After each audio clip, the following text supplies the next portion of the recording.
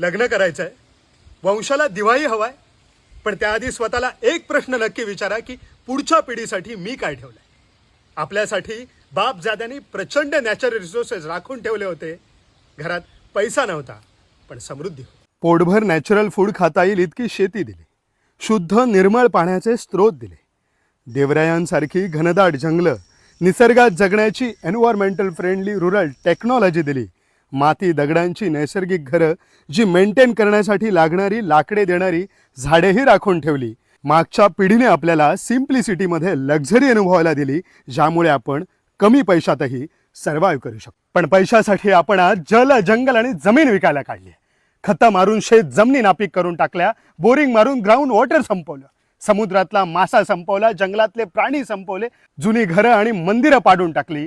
हव्यासा पोटी पुढच्या शेकडो पिढ्यांचे रिसोर्सेस आपण आताच संपवून टाकलेत. मग पुढच्या पिढीला आपण काय देणार? डायबेटीस, कॅन्सर सारखे रोग, बोडके डोंगर, प्रदूषित नद्या, कॉन्क्रीटची जंगलं, तापमान वाढ आणि क्लायमेट चेंज. आज आपल्या हातात पैसा खेळतोय आणि डोकी सोशल मीडियाने ट्रॅप केली, त्यामुळे याची जाणीव नाही.